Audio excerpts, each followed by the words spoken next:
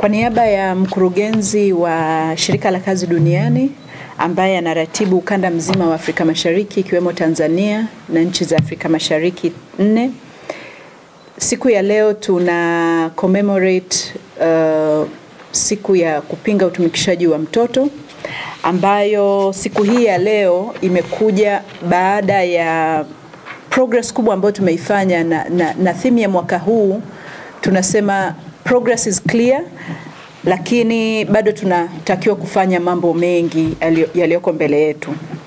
Jana Shirika la Kazi Duniani pamoja na shirika la UNICEF walizindua ripoti inayoitwa Global Estimate on Child Labor, ambayo hii ripoti ilitupa taswira nzuri ya kazi nzuri ambayo tumekuwa tukiifanya kama global citizens, lakini pia kutupa taswira nzuri ambayo ni ya hatua ambazo tumezipiga. Na kati ya mambo muhimu ambayo ripoti imeonyesha kwamba utumikishaji wa mtoto duniani umepungua kutoka takriban milioni 160 mpaka takriban milioni 130. Lakini kwenye utumikishaji wa mtoto tunaangalia utumikishwaji kwa taswira ya upana wake, lakini tunaenda ndani zaidi, tunaangalia aina mbaya zaidi za utumikishwaji wa mtoto. Na kwenye aina mbaya zaidi za utumikishaji wa mtoto tunaangalia kitu tunachokiita kazi hatarishi au hazardous work. Kwenye ripoti hii tumeona pia kwamba hazardous work zimepungua significantly kutoka milioni 79 hadi milioni 54. Hiyo ni kwa taswira ya Afrika. Tukiangalia kusini mwa jangwa la Sahara, Afrika, both child labor na hazardous work zimepungua kwa 10%. Hili ni jambo kubwa na ni hatua kubwa ambayo tumeipiga ndani ya miaka 4. Lakini tukiingia ndani kidogo tukaziangalia hizi taarifa, mtoto wa kike bado yuko sana kwenye utumikishwaji, hasa kwenye kazi ambazo zina involve kazi za nyumbani. Lakini pia watoto wa kiume significantly milioni 78 bado wako kwenye utumikishwaji kwenye ukanda wetu wa kusini mwa jangwa la Sahara, lakini hata duniani bado watoto wa kiume bado ni wengi ambao wako kwenye utumikishwaji. Tukirudi nyumbani tumepiga hatua kubwa sana, na Shirika la Kazi linaipongeza serikali ya Tanzania kwa hatua ambayo tumeipiga. Kwa miaka 4 tumepunguza utumikishwaji kwa zaidi ya 10% kwa taswira ya utumikishwaji kama utumikishwaji na aina mbaya zaidi za utumikishwaji. Tunavozungumza tuko kwenye estimate ya takribani 25% ya utumikishwaji. Tumepiga hatua kubwa sana kutoka utumikishwaji wa asilimia takriban 35. Kwa ni watoto wengi sana na tunaweza tukajivunia hatua ambazo zimepigwa na serikali ya Tanzania. Lakini tukiingia ndani sana, asilimia karibia 80 ya watoto ambao wako kwenye utumikishaji wako kwenye sekta ya kilimo.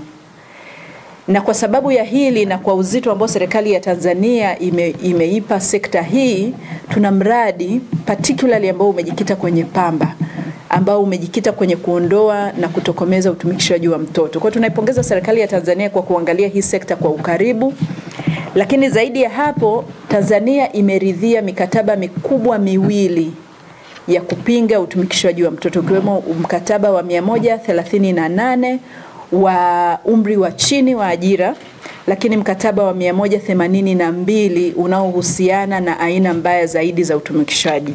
Lakini Tanzania imesogea mbele kidogo kwenye kuzitengenezea sheria, lakini pia kuzitengenezea miongozo ambao maafisa kazi wanaitumia katika kufanya inspection na vitu kama hivyo. Kwa sisi kama Shirika la Kazi Duniani tunajivunia kufanya kazi Tanzania kwa sababu ya hii progress tunayoiona. Lakini dunia iliazimia kwenye maazimio ya maendeleo endelevu, azimio la 5.7, kuhakikisha kwamba itakapofika mwaka 2025 tutakuwa tumetokomeza kabisa utumikishaji wa mtoto.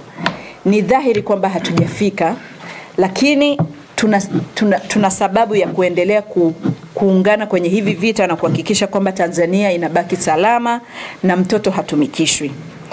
Lakini ni kwa nini, mtu anaweza ukauliza, tuendelee kupinga utumikishwaji wa mtoto? Utumikishwaji wa mtoto, tukiacha mambo mengine mengi, yanamnyima mtoto haki yake ya msingi, lakini pia yanamnyima mtoto kufikia yale malengo ambayo angetamani kuyafikia. Na ndio maana sisi kama shirika la kazi duniani tunapenda kushauri mambo yafuatayo tunapoendelea katika vita hivi vya kupinga utumikishaji wa mtoto. Cha kwanza ni kukuza kazi zenye staha kwa wazazi. Kwa nini kukuza kazi zenye staha kwa wazazi? Ni kwa sababu cha kwanza, wazazi wanapokuwa wanafanya kazi zenye staha, wao wenyewe wanajitengenezea kipato ambacho kinawasaidia kuwasaidia watoto wao ama kwenda shule ama kuungana katika shughuli za kijamii. Lakini cha pili, kinatusaidia na kinatia chachu kwenye harakati ambazo serikali ya Tanzania imekuwa ikizifanya za kukuza hifadhi ya jamii. Tunapokuwa na hifadhi ya jamii ambayo ni guaranteed, tunakuwa tumeboresha ustahimilivu dhidi ya majanga ya kiuchumi na ya kijamii.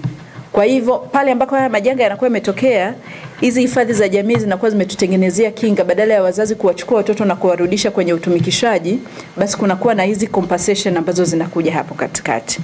Tunapendekeza kuendeleza na kuimarisha mahusiano, na mradi ambao tunautekeleza wa kupinga utumikishaji wa mtoto kwenye zao la pamba umekuja kutia hamasa ya ushirikiano, kwa sababu tunautekeleza mradi huu pamoja na wenzetu wa Brazili ambao kimsingi tunabadilishana uzoefu, lakini pia tunabadilishana rasilimali ambazo tunazo, ikiwemo kuwa na technical officials wakijifunza, lakini pia tunakusanya rasilimali fedha ambazo zinafanya mapambano haya yawe makubwa zaidi na kuhakikisha kwamba tunafikia lengo letu.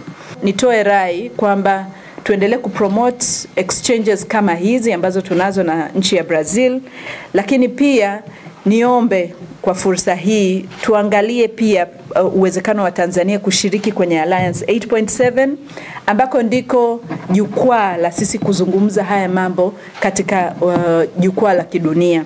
Mwaka kesho tunatarajia kuwa na Global Conference on Child Labor. Hii itakuwa ni conference itakayoleta dunia nzima. Tayari nchi ya Morocco imesharidhia kuihost hii conference.